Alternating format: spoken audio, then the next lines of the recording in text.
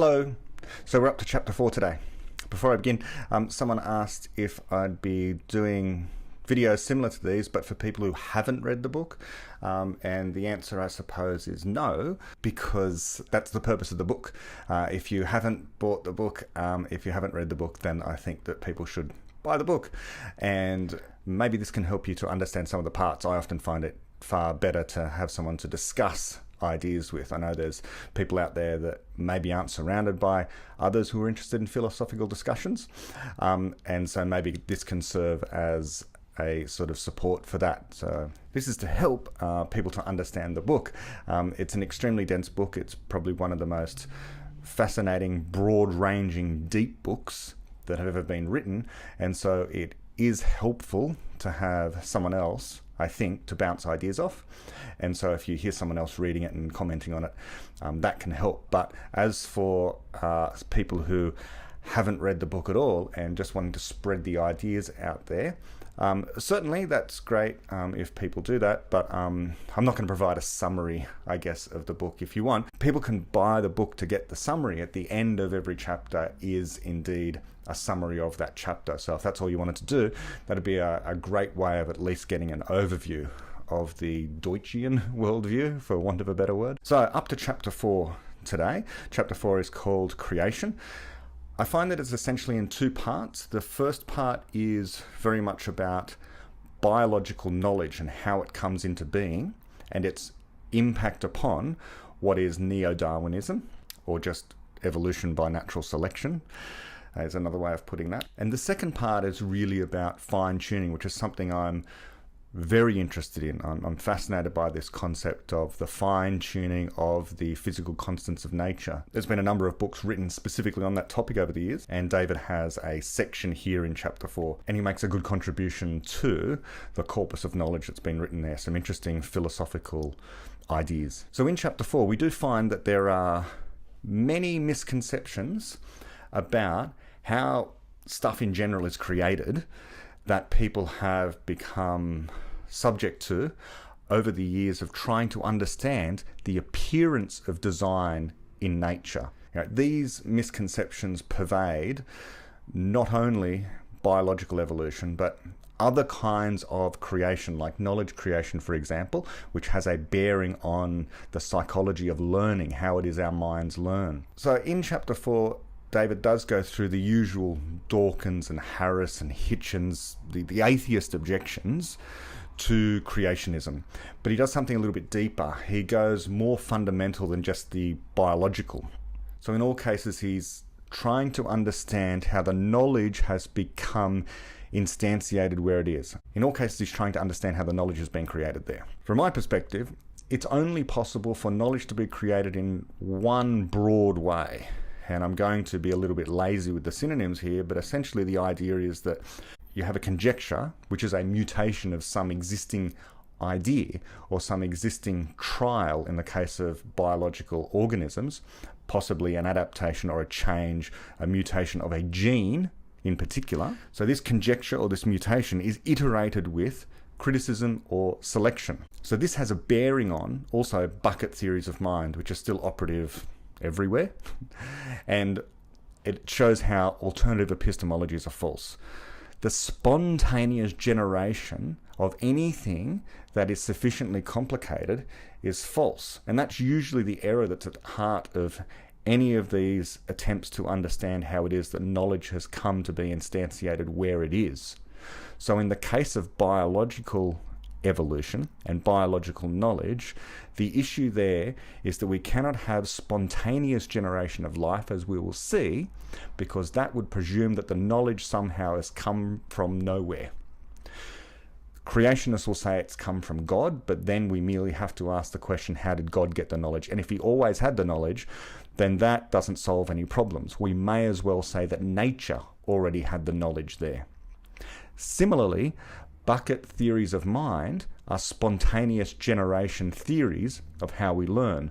So someone who sits in a classroom and passively is supposed to be the recipient of the knowledge passed on by the teacher or through reading a book is a spontaneous generation concept. That merely by virtue of the empty vessel remaining in a room and someone pouring knowledge into the empty vessel that a person can learn. They won't, because they need to conjecture the knowledge themselves first. And just as a related point, this will only happen if they're interested in what they're hearing, or if they have some other kind of motivation. But really they need interest. Any other kind of motivation that you try and give them is probably going to be immoral. For example, if you say you'll be punished if you don't gain this knowledge. And this is why I continue to argue that IQ is really an interest quotient. It just tells people how interested an individual happens to be in doing the kind of tasks associated with intelligence tests, so-called intelligence tests.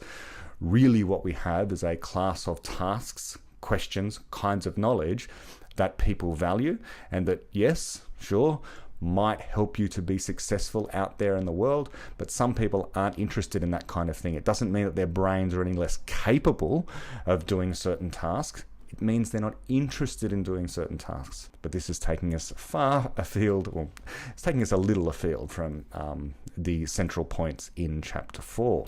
So let me get into the reading and to also at this point thank people for the emails that have been coming in. I've been enjoying responding to those. They're great.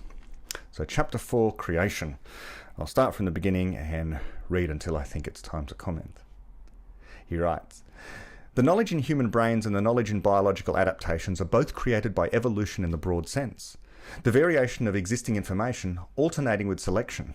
In the case of human knowledge, the variation is by conjecture and the selection is by criticism and experiment. In the biosphere, the variation consists of mutations, random changes, in genes, and natural selection favours the variants that most improve the ability of their organisms to reproduce, thus causing those variant genes to spread through the population. And natural selection favours the variants that most improve the ability of their organisms to reproduce, thus causing those variant genes to spread through the population. That a gene is adapted to a given function means that few, if any, small changes would improve its ability to perform that function. Some changes might make no practical difference to that ability, but most of those that did would make it worse. In other words, good adaptations, like good explanations, are distinguished by being hard to vary while still fulfilling their functions." This is me speaking now. The concept of hard to vary, discovered by David Deutsch, the improvement beyond Popper, applies equally here to biological evolution as it does to epistemology. Back to the book. Human brains and DNA molecules each have many functions, but among other things, they are general purpose information storage media. They are in principle capable of storing any kind of information. Moreover, the two types of information they respectively evolved to store have a property of cosmic significance in common. Once they are physically embodied in a suitable environment, they tend to cause themselves to remain so. Such information, which I call knowledge, is very unlikely to come into existence other than through the error-correcting process of evolution or thought. My commentary here now. That is so crucial to understand. There's a lot being packed into there, as always. What we learn there is a new way of viewing knowledge. Knowledge being this kind of entity that once it has appeared in a particular environment, it will tend to cause itself to remain in that environment. It will copy itself, it will replicate itself. It has this kind of robust capacity to avoid the usual vagaries of physical forces. A rock, once it comes out of a volcano or via whatever process that produces the rock, isn't able to cause itself to remain in existence. It's subject to erosion. It will disappear eventually. Typical species of organisms will tend to go extinct over time as the environment changes. Very little has the property in physical reality of tending to cause itself to remain in existence. One struggles to think of something else that tends to cause itself to remain physically embodied in the environment. So we have this concept of tending to cause itself to remain in the environment over time. Once embodied there, in a suitable environment, they tend to cause themselves to remain so. And the other thing is that knowledge cannot come into existence other than through this process of evolution or thought. So the two kinds of knowledge there, this biological type knowledge that arrives on the scene due to evolution by natural selection, the process of variation and selection, or through thought, the products of minds that people have. And that process is conjecture and criticism, or conjecture and refutation, as Popper would say. My commentary over, let's continue reading. There are also important differences between those two kinds of knowledge. One is that biological knowledge is non-explanatory and therefore has limited reach. Explanatory human knowledge can have broad or even unlimited reach. Another difference is that mutations are random, while conjectures can be constructed intentionally for a purpose. Nevertheless, the two kinds of knowledge share enough of their underlying logic for the theory of evolution to be highly relevant to human knowledge. In particular, some historic misconceptions about biological evolution have counterparts in misconceptions about human knowledge. So in this chapter, I shall describe some of those misconceptions in addition to the actual explanation of biological adaptations, namely modern Darwinian evolutionary theory, sometimes known as Neo-Darwinism. Now there's a subtitle and it says Creationism. Creationism is the idea that some supernatural being or beings designed and created all biological adaptations. In other words, the gods did it. As explained in chapter 1, theories of that form are bad explanations. Unless supplemented by hard-to-vary specifics, they do not even address the problem. Just as the laws of physics did it will never win you a Nobel Prize, and the conjurer did it does not solve the mystery of the conjuring trick. Before a conjuring trick is ever performed, its explanation must be known to the person who invented it.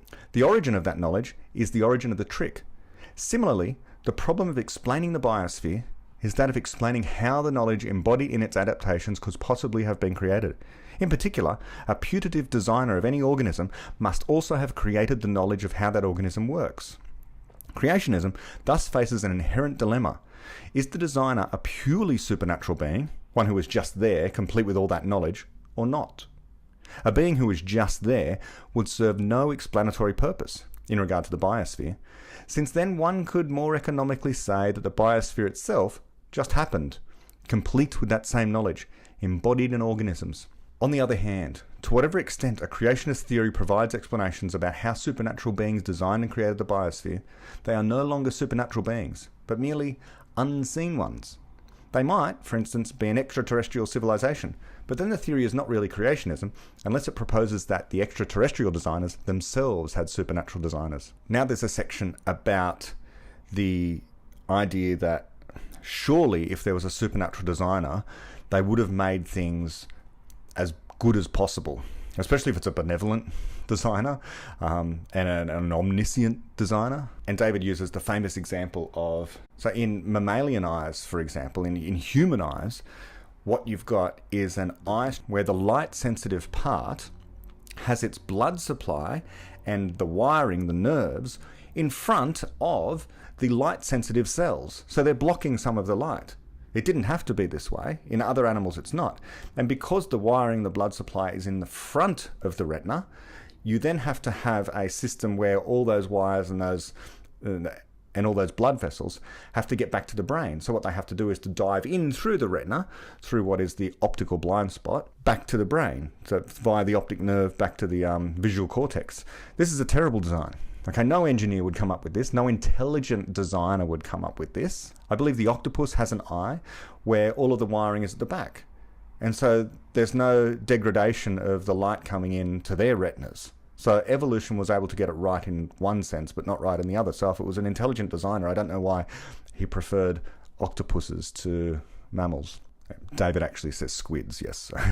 There's also sections here about vestigial features, things like the appendix may or may not have a function in human beings. It seems to be a degraded cecum as far as I remember. David talks about the fact that we need vitamin C, and yet many other animals have genes for vitamin C that work, but our gene for vitamin C doesn't work, so we have to go out and get our vitamin C from plant material. So that seems to be a bad design. And it seems to be not a very benevolent thing for an all-powerful God to do, to give us features that generally cause us harm.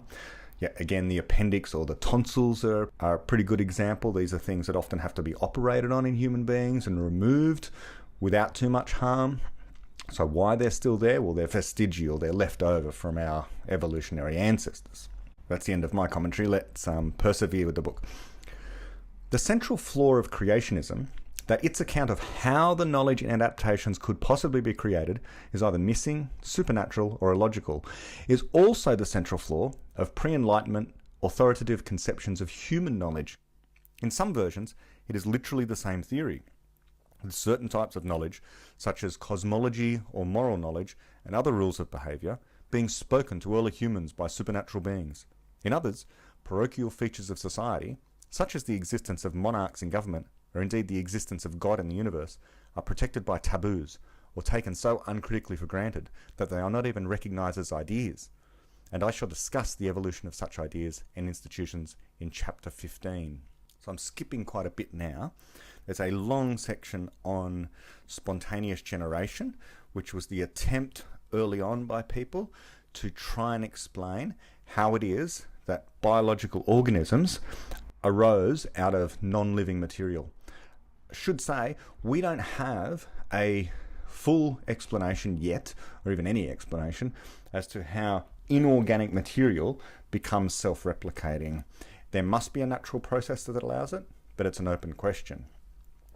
It can't in any case be spontaneous generation, which is the idea that you can leave alone a bunch of non-living stuff and eventually it will simply become a complicated organism. For what it's worth, they're trying to replicate the early conditions of the Earth in Miller-Urey type experiments. The Miller-Urey experiment was this attempt to take a whole bunch of inorganic material, carbon dioxide, methane, oxygen, nitrogen, etc., put it in a flask with some water, heat it up, shoot electricity through it, leave it for a little while, and see what happens at the end. And I think initially, in the first few iterations of the experiment anyway, people were extremely excited about the fact that they ended up producing amino acids. Of course, amino acids aren't life. Amino acids aren't life any more than a pile of bricks is the Sydney Opera House.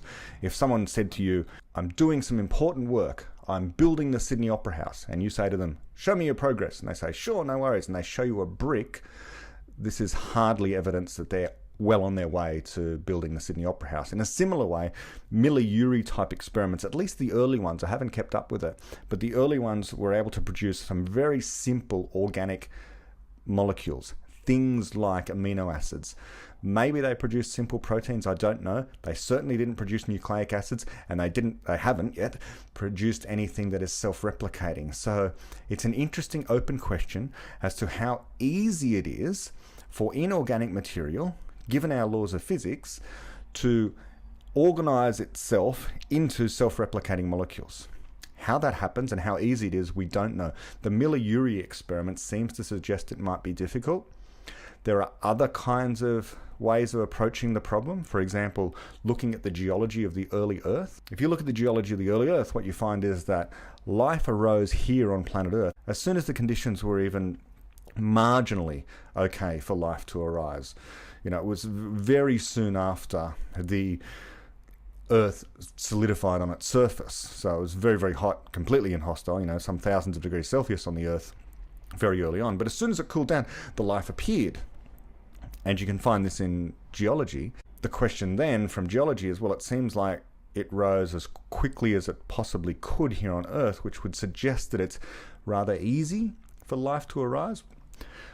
We don't know. It's a simple example. Maybe it's very, very hard, but the fact that it arose quickly on Earth is interesting in light of the fact that the smartest biologists working for a long time now haven't been able to replicate the process in the lab. Okay, I'm going to read the section now, which is on page 83, and it's titled The Argument from Design. The argument from design has been used for millennia as one of the classic proofs of the existence of God, as follows. Some aspects of the world appear to have been designed, but they were not designed by humans.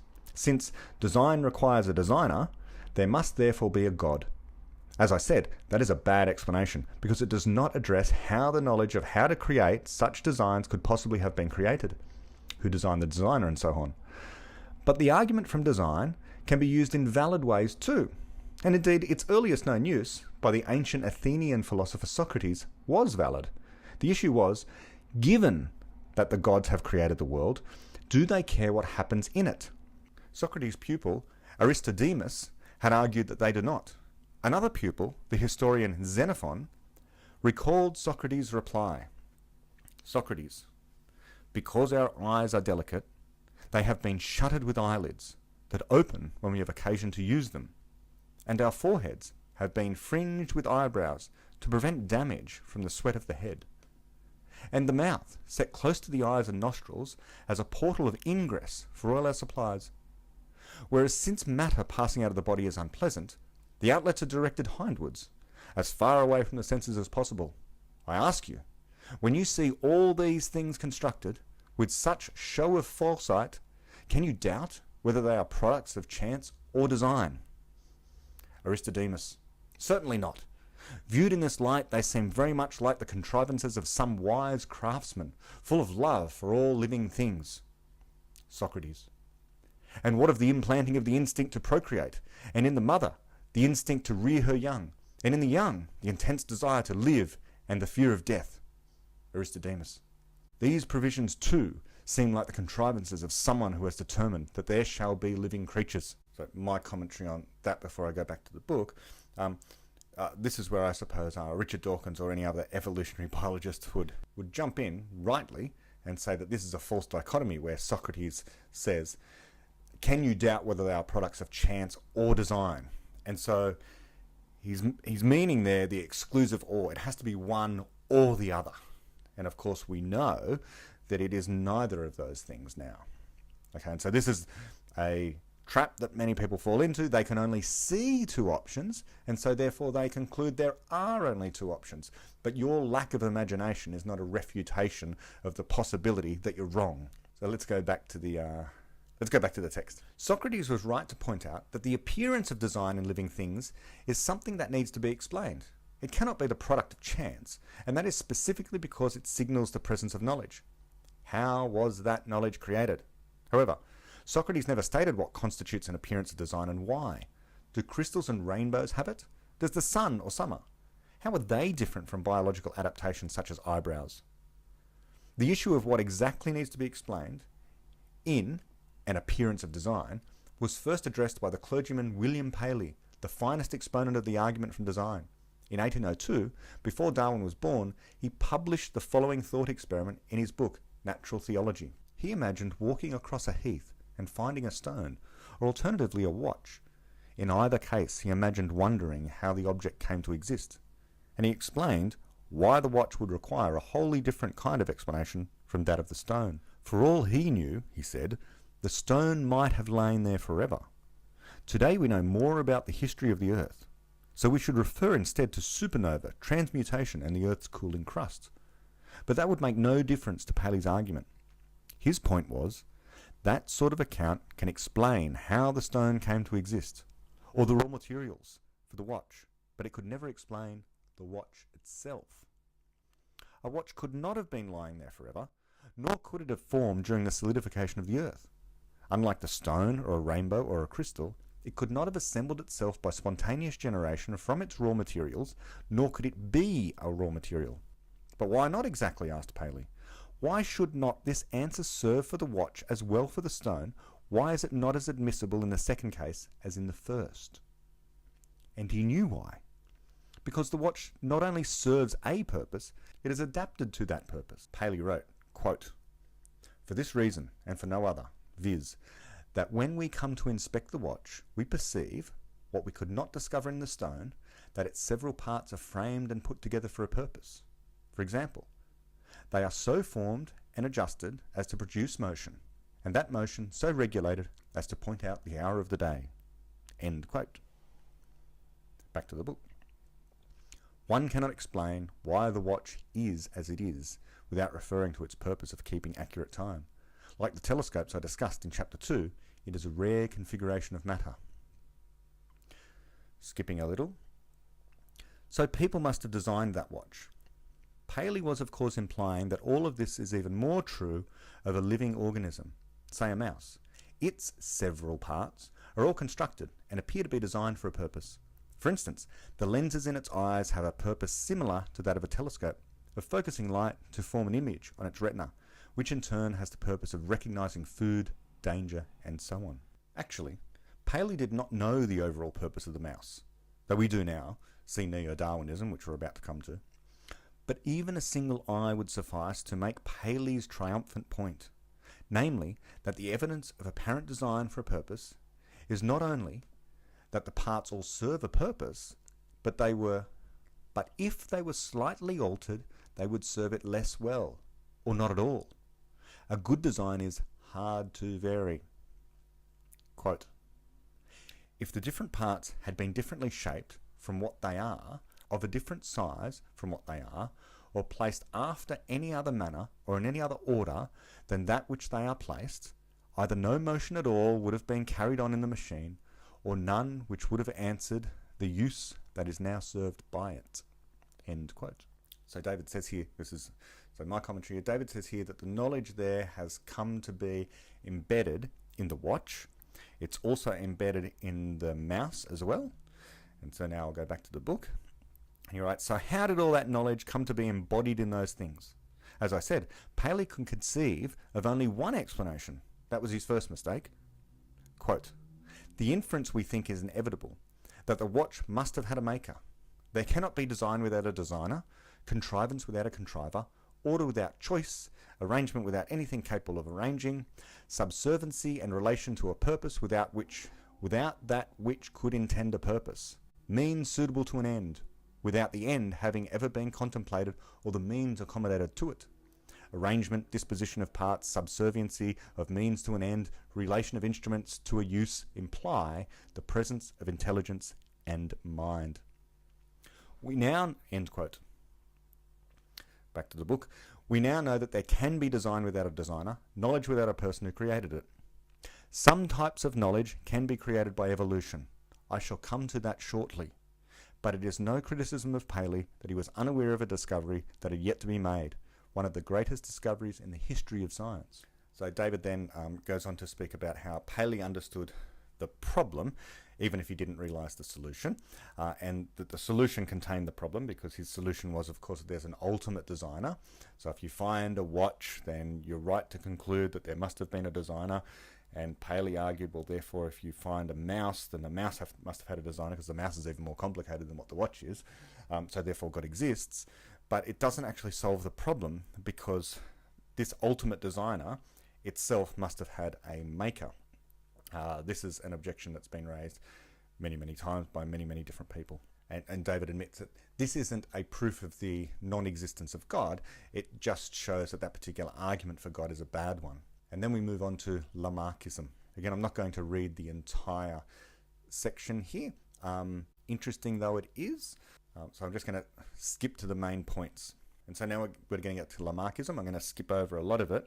David's writing about the first attempts to try and understand how it is that biological organisms seem well suited to the environments in which they're found. David writes, during the early years of the 19th century, the naturalist Jean-Baptiste Lamarck proposed an answer that is now known as Lamarckism. Its key idea is that improvements acquired by an organism during its lifetime can be inherited by its offspring. Lamarck was thinking mainly of improvements in the organism's organs, limbs, and so on, such as, for instance, the enlargement and strengthening of muscles that an individual uses heavily and the weakening of those that it seldom does. Skipping a little. The Lamarckian explanation of giraffes is that when eating leaves from trees whose lower lying leaves were already eaten, stretched their necks to get at the higher ones. This supposedly lengthened their necks slightly, and then their offspring inherited that trait of having slightly longer necks. Thus, over many generations, long-necked giraffes evolved from ancestors with unremarkable necks. In addition, Lamarck proposed that improvements were driven by a tendency built into the laws of nature towards ever greater complexity. The latter is a fudge, for not just any complexity could account for the evolution of adaptations, it has to be knowledge. And so that part of the theory is just invoking spontaneous generation, unexplained knowledge. Lamarck might not have minded that, because like many thinkers of his day, he took the existence of spontaneous generation for granted. So I'll pause there. There are all sorts of problems with Lamarckism, but this makes me think of another misconception people have about evolution, that it's directed towards ever greater complexity. What kind of complexity, we're never really told, but people have this notion that perhaps it's moving towards greater complexity in forms of more intelligence or bigger brains, something like that. And so people often think that evolution is directed towards creating more intelligent species. And so in our evolutionary history, when we look back, there was some other kind of hominid that had a slightly smaller brain, and before that a shorter, smaller brained hominid, and so on, stretching back to some kind of ape thing, and then perhaps to some kind of monkey thing, and then to some other kind of simple mammal, and then some other kind of amphibian thing, and some other kind of fish thing. The brains get smaller and smaller and smaller. So it appears as though, from our perspective, looking back, that evolution has led to us. So why shouldn't we find aliens out there that have big brains? Surely if it's happened here on Earth, it'll happen somewhere else out there as well. Now, there are many, many problems with this argument, but I just want to consider the giraffe for a moment. If you've got an anthropomorphic giraffe, and the anthropomorphic giraffe is able to contemplate its own existence and evolutionary history, it might look back at its ancestors and notice that all of those have had slightly shorter necks that became longer and longer and longer, culminating in a really long neck. So then the question becomes, for a giraffe that's interested in astrobiology, should we expect out there in the universe to find other things with really long necks? After all, if it happened here on Earth, it'll happen elsewhere out there. But when you look around here on the Earth at all the species that are alive today, you don't find many with long necks. Maybe you can consider certain kinds of dinosaurs, so maybe it's a possibility, but it's not like it's a convergent feature of evolution typically. Not many species have long necks. With humans, it's even worse. It's even worse. It doesn't seem like any other species, perhaps, had the intelligence that we did. Perhaps there might have been Neanderthals or Cro-Magnon man or something like that. But I would guess that all of these kind of hominids actually had an intelligent common ancestor. And so that intelligent common ancestor, that's the thing that I'm interested in finding out, whether or not there might have been independent, big-brained, general-purpose explainers out there. This argument, by the way, is due to Charlie Lineweaver, who's an astrophysicist, astrobiologist at the Australian National University, and he calls it the Planet of the Apes hypothesis. And he actually uses the example of an elephant and the length of trunks, and he does a good statistical analysis of long trunked things over time. And if you look at the length of trunks leading to elephants, you might very well conclude that this is what evolution is about. It's about making ever longer trunks. But that is simply confirmation bias from the perspective of an elephant. And so perhaps we have a similar kind of confirmation bias when it comes to human beings. We're the only species we know of that is intelligent, that's alive today. So if we go looking out there into outer space for intelligent aliens, we might be sorely disappointed. They might not be any out there, even if the entire cosmos is filled with bacteria-covered planets. None of them might evolve intelligence. There's more to say on that. I'll leave it for another time. Back to the text. I'm skipping a lot more now. David writes, "The fundamental error being made by Lamarck has the same logic as inductivism. Both assume that new knowledge, adaptations and scientific theories respectively, is somehow already present in experience, or can be derived mechanically from experience. But the truth is always that knowledge must first be conjectured and then tested. That is what Darwin's theory says. First, random mutations happen. They do not take account of what problem is being solved. Then natural selection discards the variant genes that are less good at causing themselves to be present again in future generations." Okay, so now we get to the section subtitled Neo-Darwinism. And I'm going to read a fairly lengthy bit here because I think it's very instructive to get the David Deutsch perspective on Neo-Darwinism. Okay, so David writes, "The central idea of Neo-Darwinism is that evolution favours the genes that spread best through the population. There is much more to this idea than meets the eye, as I shall explain. A common misconception about Darwinian evolution is that it maximizes the good of the species. That provides a plausible, but false, explanation of apparently altruistic behavior in nature, such as parents risking their lives to protect their young, or the strongest animals going to the perimeter of a herd under attack, thereby decreasing their own chances of having a long and pleasant life or further offspring. Thus it is said, evolution optimizes the good of the species, not the individual.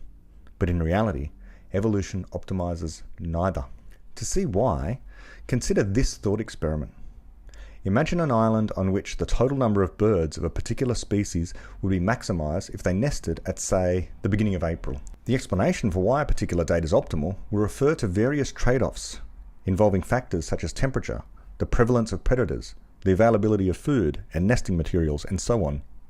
Suppose that initially, the whole population has genes that cause them to nest at that optimum time. That would mean those genes were well adapted to maximizing the number of birds in the population, which one might call maximizing the good of the species. Now suppose that this equilibrium is disturbed by the advent of a mutant gene in a single bird, which causes it to nest slightly earlier, say at the end of March. Assume that when a bird has built a nest, the species' other behavioral genes are such that it automatically gets whatever cooperation it needs from a mate. That pair of birds would then be guaranteed the best nesting site on the island, an advantage which, in terms of the survival of their offspring, might well outweigh all the slight disadvantages of nesting earlier. In that case, in the following generation, there will be more March nesting birds, and again, all of them will find excellent nesting sites. That means that a smaller population than usual of the April nesting variety will find good sites. The best sites will have been taken by the time they start looking. In subsequent generations, the balance of the population will keep shifting towards the March nesting variants. If the relative advantage of having the best nesting sites is large enough, the April nesting variant could even become extinct. If it arises again as a mutation, its holder will have no offspring, because all sites will have been taken by the time it tries to nest. Thus the original situation that we imagined, with genes that were optimally adapted to maximizing the population, benefiting the species, is unstable. There will be evolutionary pressure to make the genes become less well adapted to that function. This change has harmed the species in the sense of reducing its total population because the birds are no longer nesting at the optimum time. It may thereby also have harmed it by increasing the risk of extinction, making it less likely to spread to other habitats and so on. So an optimally adapted species may in this way evolve into one that is less well off by any measure. Okay, so I'll just pause there. This is a powerful way of explaining the selfish gene idea that Richard Dawkins popularized. So this idea of the selfish gene stands in stark contrast to other people who argue for group selection or even species selection. I think Stephen Jay Gould was one of the most famous proponents that argued against Dawkins when it came to this concept of the selfish gene. Here David is using this thought experiment about a bird that for the best of the species, the bird should be nesting sometime in April. It's good weather and there's lots of food and so on. But if there was a mutation in the gene that controls when a bird nests, such that the bird didn't nest in April, which is optimum for the bird, but instead started nesting in March, then the birds would find there are more nesting sites, especially if there's a limited number of nesting sites. And so if the mutant gene causes the bird, an individual bird, to start nesting earlier, then that bird might have offspring which is more likely to survive because there's less competitors at that time. So I've got birds outside right now making noise. So what can happen then is that those particular birds have an advantage over the ones that are nesting in April, which are competing for food and so on. And so the ones in March are able to have more offspring. And so if these birds start nesting earlier, namely in March sometime, then by the time the April birds come around and decide to nest, perhaps, so this bird, okay, let's say it's able to find a mate pretty quickly, which has a random mutation in the gene that causes it to nest, such that it nests in March instead of April, will have offspring that will also have that variant of the gene. And because in March, if they're nesting in March, and they're not competing with other birds, then the offspring are likely to survive more easily because the parents aren't competing for nests with other birds. So they have offspring, which themselves have the variant, and so it goes on. And so you end up with this situation where the birds are nesting during March, which is not optimal for the species. And indeed, when the April nesting birds decide to nest in April, all the nests are taken by the birds that have nested in March.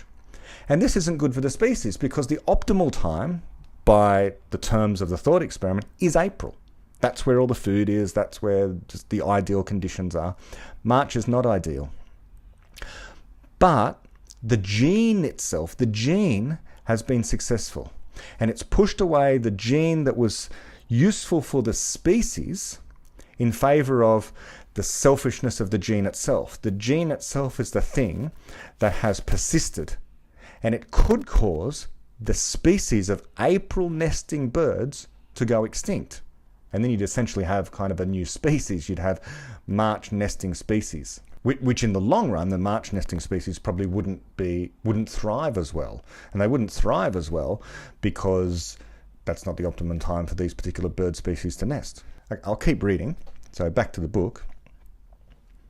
If a further mutant gene then appears, causing nesting still earlier in March, the same process may be repeated, with the earlier nesting genes taking over and the total population falling again. Evolution will thus drive the nesting time ever earlier and the population lower. A new equilibrium would be reached only when the advantage to an individual bird's offspring of getting the very best nesting site was finally outweighed by the disadvantages of slightly earlier nesting. That equilibrium might be very far from what was optimal for the species. A related misconception is that evolution is always adaptive, that it always constitutes progress, or at least some sort of improvement in useful functionality, which it then acts to optimize.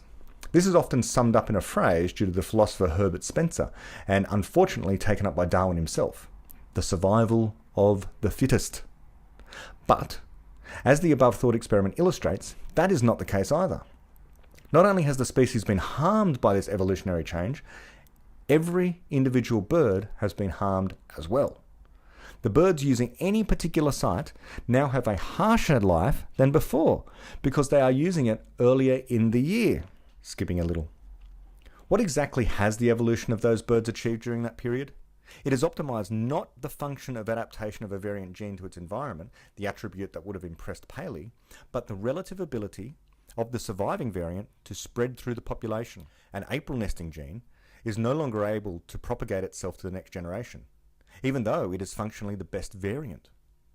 The early nesting gene that replaced it may still be tolerably functional, but it is fittest for nothing except preventing variants of itself from procreating.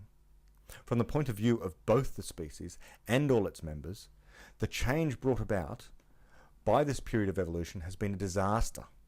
But evolution does not care about that. It favours only the genes that spread through the population. So again, my commentary here now, wonderfully succinct, very well explains what the process of evolution by natural selection is in terms of genetic selection. It's not about which species will survive. It's not about group selection. It never is. It's about genes surviving. Okay, skipping a little and back to the text. David writes, is it sheer luck then that most genes do usually confer some, albeit less than optimal, functional benefits on their species and on their individual holders? No. Organisms are the slaves or tools that genes use to achieve their purpose of spreading themselves through the population. That is the purpose that Paley and even Darwin never guessed. Genes gain advantages over each other, in part by keeping their slaves alive and healthy, just as human slave owners did. Slave owners were not working for the benefit of their workers, of their workforces, nor for the benefit of individual slaves. It was solely to achieve their own objectives that they fed and housed their slaves, and indeed forced them to reproduce. Genes do much the same thing. In addition, there is the phenomena of reach. When the knowledge in a gene happens to have reach, it will help the individual to help itself in a wider range of circumstances and by more than the spreading of the gene strictly requires. That is why mules stay alive even though they are sterile. So it is not surprising that genes usually confer some benefits on their species and its members, and do often succeed in increasing their own absolute numbers. Nor should it be surprising that they sometimes do the opposite. But what genes are adapted to, what they do better than almost any variant of themselves, has nothing to do with the species or the individuals, or even their own survival in the long run. It is getting themselves replicated more than rival genes. Now we move directly to the next section, which is an especially David Deutsch take on neo-Darwinism. So he's taking the work of Richard Dawkins a step further. David writes, he's called the section Neo-Darwinism and Knowledge, and writes, Neo-Darwinism does not refer, at its fundamental level, to anything biological. It is based on the idea of a replicator, anything that contributes causally to its own copying. For instance, a gene conferring the ability to digest a certain type of food causes the organism to remain healthy in some situations where it would otherwise weaken or die. Hence, it increases the organism's chances of having offspring in the future, and those offspring would inherit and spread copies of the gene. Ideas can be replicators too. For example, a good joke is a replicator. When lodged in a person's mind, it has a tendency to cause that person to tell it to other people, thus copying it into their minds. Dawkins coined the term memes, rhymes with dreams, for ideas that are replicators. Most ideas are not replicators. They do not cause us to convey them to other people. Nearly all long-lasting ideas, however, such as languages, scientific theories, and religious beliefs, and the ineffable states of mind that constitute cultures such as being British or the skill of performing classical music, are memes or memeplexes, collections of interacting memes. I shall say more about this in chapter 15. The most general way of stating the central assertion of the neo-Darwinian theory of evolution is that a population of replicators, subject to variation, for instance by imperfect copying, will be taken over by those variants that are better than their rivals, causing themselves to be replicated. This is a surprisingly deep truth, which is commonly criticized either for being too obvious to be worth stating or for being false. The reason, I think, is that although it is self-evidently true, it is not self-evidently the explanation of specific adaptations. Our intuition prefers explanations in terms of function or purpose. What does a gene do for its holder or for its species? But we have just seen that genes generally do not optimize such functionality. So the knowledge embodied in genes is knowledge of how to get themselves replicated at the expense of their rivals. Genes often do this by imparting useful functionality to their organism, and in those cases their knowledge incidentally includes knowledge about that functionality. Functionality in turn is achieved by encoding into genes regularities in the environment, and sometimes even rule of thumb approximations to laws of knowledge, in which case the genes are incidentally encoding that knowledge too. But the core of the explanation for the presence of a gene is always that it got itself replicated more than its rival genes. Non-explanatory human knowledge can also evolve in an analogous way. Rules of thumb are not passed on perfectly to the next generation of users, and the ones that survive in the long run are not necessarily the ones that optimize the ostensible function. For instance, a rule that is expressed in an elegant rhyme may be remembered and repeated better than one that is more accurate but expressed in ungainly prose. Also, no human knowledge is entirely non-explanatory. There is always at least a background of assumptions about reality, against which the meaning of a rule of thumb is understood, and that background can make some false rules of thumb seem plausible. Explanatory theories evolve through a more complicated mechanism. Accidental errors in transmission and memory still play a role, but a much smaller one. That is because good explanations are hard to vary even without being tested, and hence random errors in the transmission of a good explanation are easier for the receiver to detect and correct. The most important source of variation in explanatory theories is creativity. For instance, when people are trying to understand an idea that they hear from others, they typically understand it to mean what makes most sense to them, or what they are most expecting to hear, or what they fear to hear, and so on. Those meanings are conjectured by the listener or reader and may differ from what the speaker or writer intended. In addition, people often try to improve explanations, even when they have received them accurately. They make creative amendments spurred on by their own criticism. If they then pass the explanation on to others, they usually try to pass on what they consider to be the improved version. So this is one of those sections where I really need to pause. Embedded amongst the rest of the text, which is great, is this real gem. I don't know that Popper spent much time trying to explain the psychology of learning, but here David really has gone to the heart of the matter. He's brought to bear Popperian epistemology to the process of learning. People are not taking this seriously that are interested in the question about how people learn or trying to maximize learning, let's say.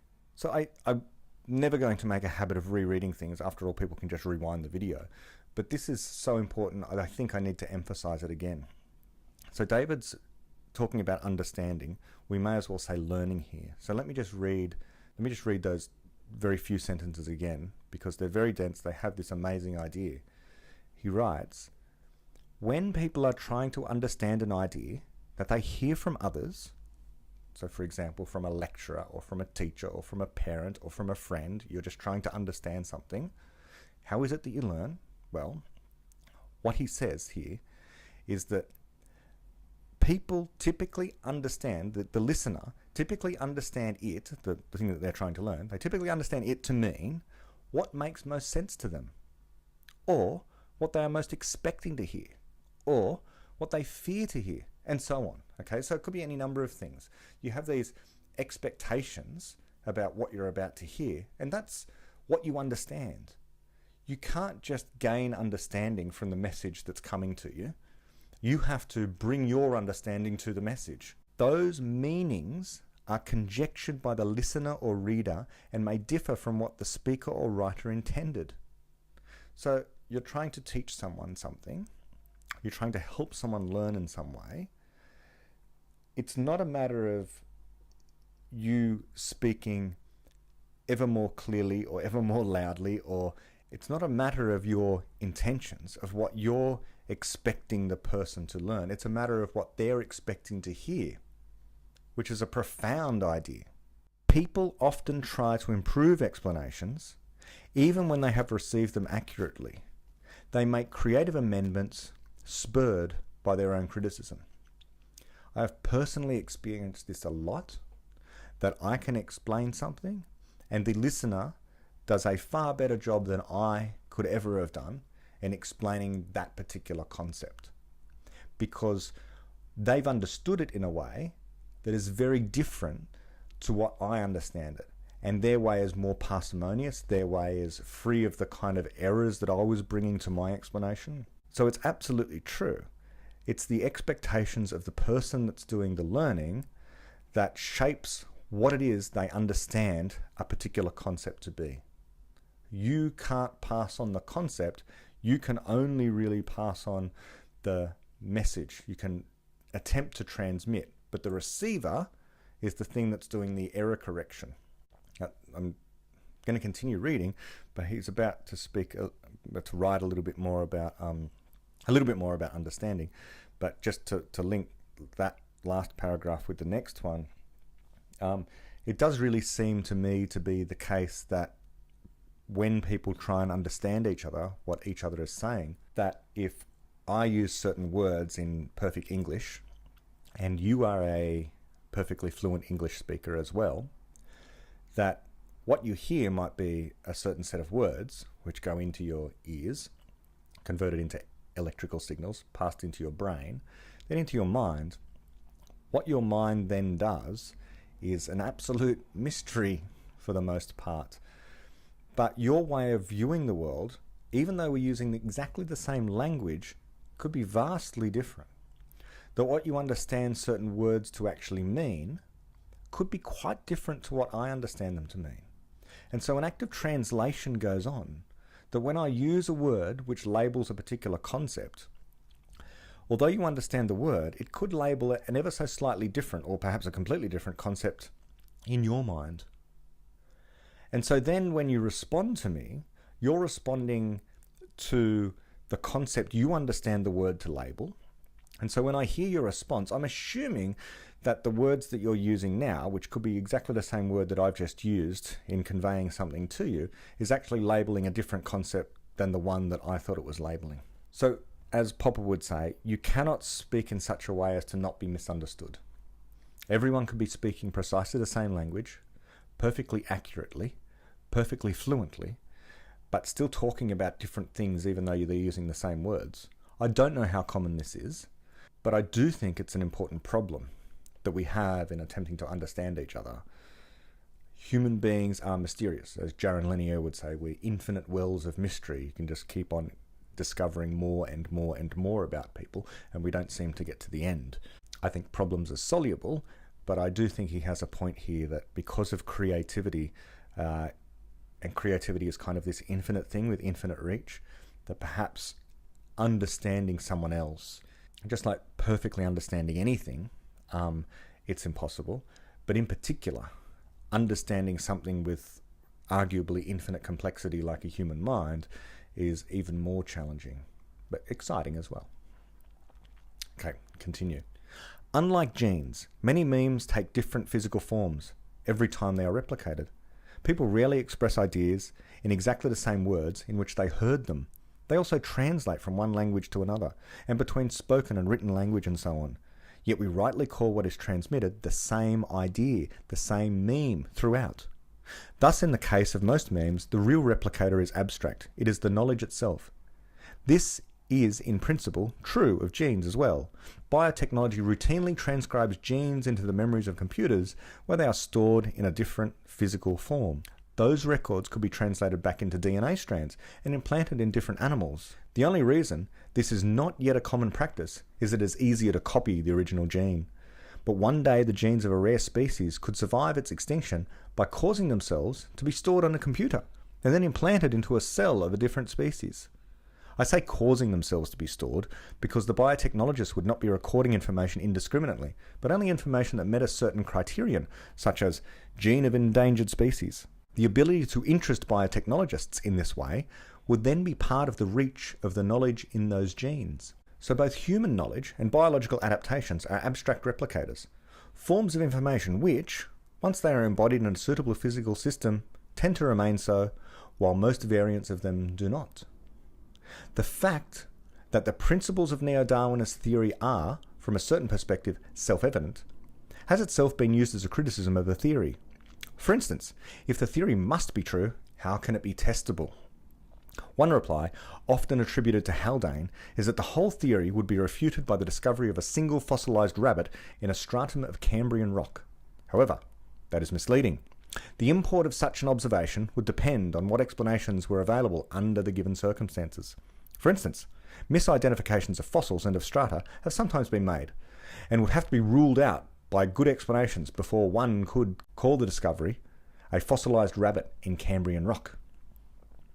Even given such explanations, what would have been ruled out by the rabbit would not be the theory of evolution itself, but only the prevailing theory of the history of life and geological processes on Earth.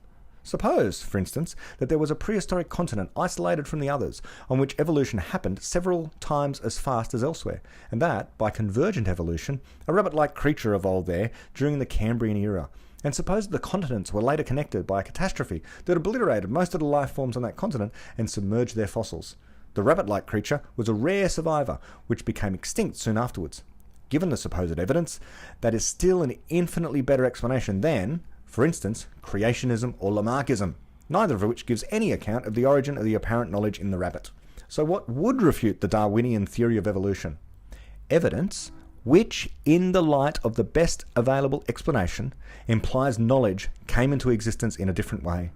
For instance, if an organism was observed to undergo only or mainly favourable mutations as predicted by Lamarckism or spontaneous generation, then Darwinism's random variation postulate would be refuted. If organisms were observed to be born with new, complex adaptations for anything, of which there were no precursors in their parents, then the gradual change prediction would be refuted, and so would Darwinism's mechanism of knowledge creation. If an organism was born with a complex adaptation that has survival value today, yet was not favoured by selection pressure in its ancestry, say an ability to detect and use internet weather forecasts to decide when to hibernate, then Darwinism would again be refuted. A fundamentally new explanation would be needed, facing more or less the same unsolved problem that Paley and Darwin faced. We should have to set about finding an explanation that worked. Okay, so this is some might think it's a controversial point. I don't know. I don't know that it matters. I make a big deal, as many people interested in the philosophy of science do, about the line of demarcation between science and non-science. When it comes to this question about neo-Darwinism, Darwinism broadly speaking, and whether or not it's falsifiable, given that David has just said, well, rabbits in the Precambrian would not falsify the theory, and then asked the question, well, what would? Well, evidence that would suggest that you only ever had favourable adaptations. So that's possible, but some people still argue that, well, perhaps it's just this thing called a research framework. So, some people argue about whether or not the theory of evolution by natural selection, Darwinism, neo-Darwinism, whether it's a scientific theory or actually something deeper than a scientific theory, sometimes called a research program. Now, I don't think it really matters ultimately whether it's the framework within which we do biology or whether it is a scientific explanation subject to the usual test, the usual experimental test that we can perform on any scientific theory. Just so happens, coincidentally, I'm reading a book by the philosopher and biology philosopher Michaelis Michael, the professor at Michaelis Michael at University of New South Wales here in Australia. He's written a book just recently called Evolution by Natural Selection, Confidence, Evidence and the Gap. Now, Michaelis has a few problems with Popper and with falsificationism, and indeed to some extent is a proponent of Stephen Jay Gould's view. It's good to read people who you disagree with. But I just wanted to take a moment just to read his section here of his book. It's subtitled, Is Evolutionary Theory Falsifiable? So let me just read what Michaelis has written. He writes, the question we started with is evolutionary theory science? Takes on a Popperian guise as, is evolutionary theory falsifiable? But this is too coarse-grained to be answered. There are many different evolutionary theories we can consider, and we can ask of each of them whether it is falsifiable. So Michaelis's claim is that the different evolutionary theories might be considered to be, is the theory that evolution has taken place falsifiable? Is the theory that the human chin evolved falsifiable? Is the theory that evolution has involved natural selection falsifiable? Is the theory that the human chin evolved through natural selection falsifiable? The theory that evolution has taken place is a historical theory. It says that the biological world has evolved. It says that the biological world has changed over time. Is it falsifiable? To be falsifiable is to be able to specify an observation that would refute the theory. It might be thought that this would not be falsifiable. However, a moment's reflection should convince you that you can imagine possible evidence that would refute the theory that evolution has taken place. In this case, it is easy to find such a piece of possible evidence. What if the fossil record never revealed any changes? Were the fossil record to be just like the present organisms, then the theory that there has been biological evolution would be falsified. In fact, the fossil record does show that at different times the biological world has been exemplified by different organisms. Therefore, this theory is in fact falsifiable. We can specify refuting observations that would have led to the theory being rejected. The observations did not take place, but that does not mean the theory is not falsifiable, but only that it is not yet falsified. What about the theory that the human chin evolved is falsifiable? This theory is also a historical theory. It says that at one time organisms existed with no chins, and that later descendants had chins.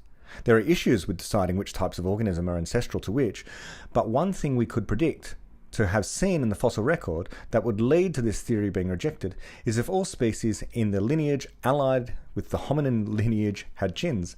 Indeed, we could have falsifying evidence were chins to be found in the hominid lineage regardless of whether they are directly ancestral to our species. Just as we might say there have been changes to the heart in humans were we to find that humans evolved features or structures novel to their hearts, we do not say that the heart evolved in humans when all vertebrates have hearts. So the theory that the chin evolved in humans is falsifiable. Again, there are observations we could have observed that would have told against that theory. It is important to note that saying that a theory is falsifiable does not mean that if it were false, then there would in fact be some observable evidence that tells you the theory is false. There may be many circumstances in which you cannot tell whether a particular theory is false, and only a few in which you can tell the theory is false. Such a theory is nevertheless still falsifiable. What about the theory that natural selection has been involved in evolution? This is a historical theory. Once again, it is about what happened in the past, but it is not just about what happened. It is about why what happened happened. Saying that something evolved by natural selection involves identifying the mechanism that drove that change. Is that visible? Is it important to see that it is not visible? In fact, there is a general issue with causation. What we aspire to in science is more than just a catalogue of what happened when.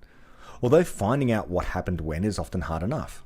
In scientific endeavours, we do try to discern why things happened, the causal explanations.